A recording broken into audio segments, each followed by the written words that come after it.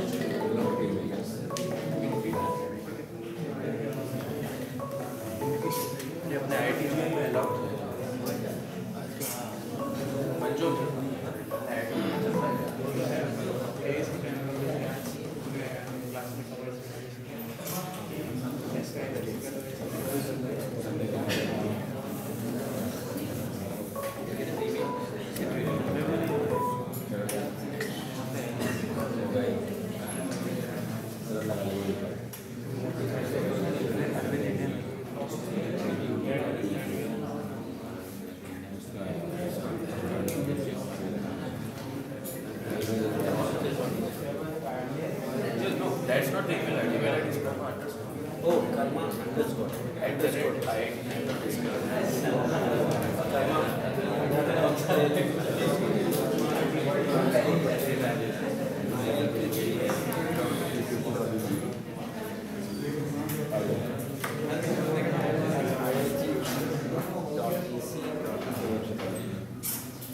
Underscore.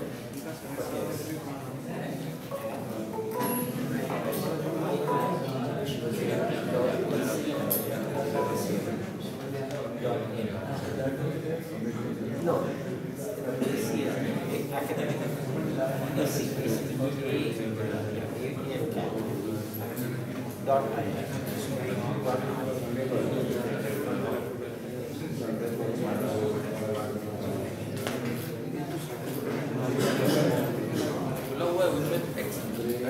Okay, we just got it.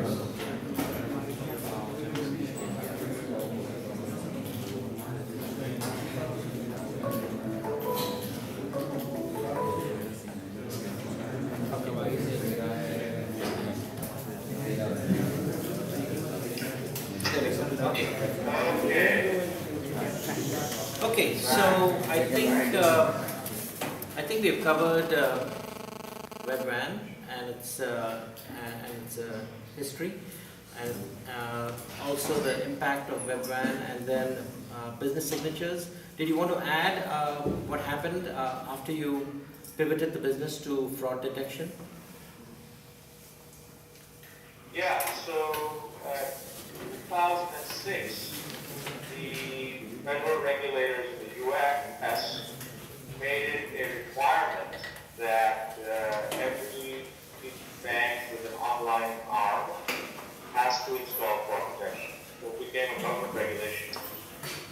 can imagine that in 2005, after 4 years, where we had multiple hypotheses about which way the technology would be used, and then on the guidance of one, we thought, smart customer, we said this looks like the right one. 6 months later, we realized we are sitting on a gold mine because the government has made it a regulation now that every online bank has to have fraud protection. So within 6 months in 2006, we were acquired by a public company because we could not grow as fast as the market wanted us. We were 30 people.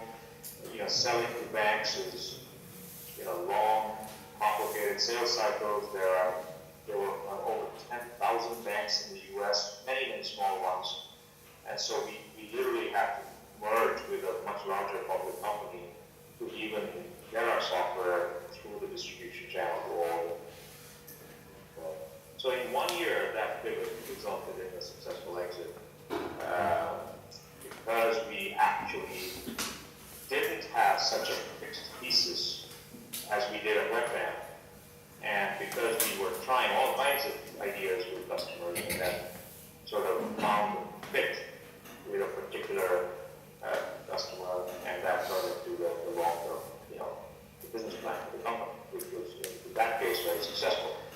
And Steve Blank, as I mentioned, is an investor in that, and he probably doesn't even remember. I don't think he was a big investor, but it's a great case study for him to point out how Webvan, the signatures, fixed thesis, no change, no pivot, to much more amorphous thesis, constantly pivoting until finding the right answer, and then success. Right. Awesome. What do you look for with your latest venture in an entrepreneur? Now you've got an incubator going, and what do you look for in entrepreneurs? When you see somebody come to you and say, I would like to be an entrepreneur, how do you decide whether he's... So the first thing I try to do is I try to have them identify, I run an accelerator now, I've been doing it for about 6 years. My primary principles are, 1, are you absolutely married to your idea? Because if you are, we're not interested. You have to have a passion for a general space, but you cannot be married to a specific business plan in that space. I fully understand if you say, listen, I want to do e-commerce, okay, or I want to do, payment infrastructure, okay, great. But your specific idea, when you're very early, if you're very, very attached to it, I usually tell the entrepreneur we're not that interested, because I always tell them, guaranteed that specific idea in 2 years will not be what you're doing. Almost guaranteed. Because as you go through your development of your company, it will change. And if it doesn't change, it means you're not listening to market forces, to customers, to competitors. Right? So that's one.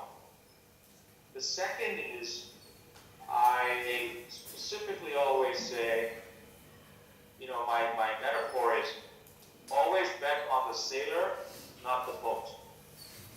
So the entrepreneur is far more important than the idea itself.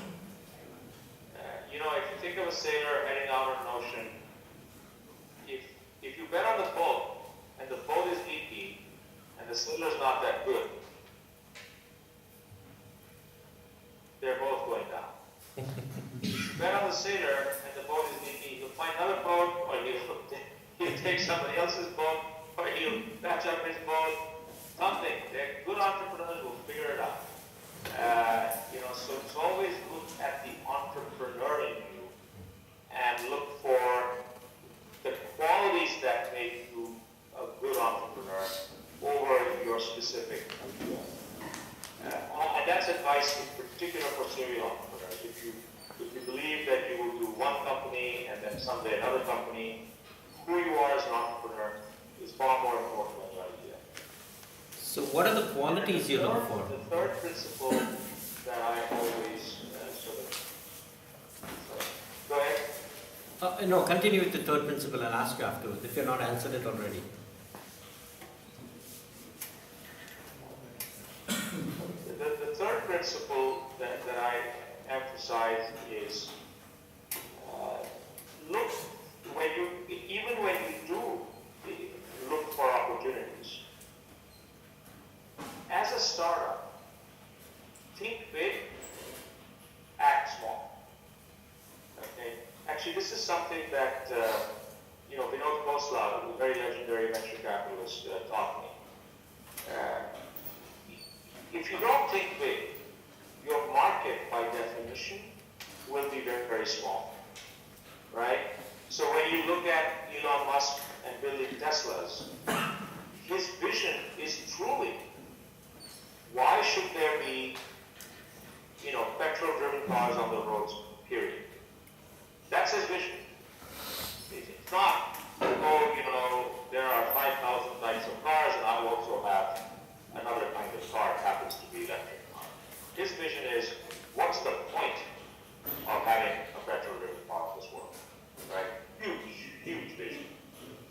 But act small. When he launched Tesla, it was only available in 2 dealerships, one in LA and one in San Francisco, and at very small volumes. Because he understood that if you don't focus on your go-to-market strategy and get that right, it sort of doesn't matter, no matter how big you're thinking, because you have to earn the right to go after that big market. But first, be extremely focused and acting small, right? So those are 3 principles. Always don't be too married to your specific idea. A space is good. Assume it will change. Look for entrepreneurial qualities in yourself over the brilliance of your particular idea. And think big, identify a big market, and then act small. Try to get very clear and constantly try out hypotheses. What I did at Business Signatures took me 4 years. It should have taken me 2. If I had more conversations with customers, my ears were a little more open to what they were saying. And I could have been far more successful with a much bigger business without having to exit, for example, because the market was moving so fast that I needed to exit. Far more bigger market. So what are these entrepreneurial qualities you're looking for? What are the entrepreneurial qualities? That's a great question. So I always encourage people to read 4 books. One is called Only the Paranoid Survive by Andy Grove. He was the CEO of Intel. One is called Hard Drive. It's the biography of Bill Gates. One is called The Difference Between Larry Ellison and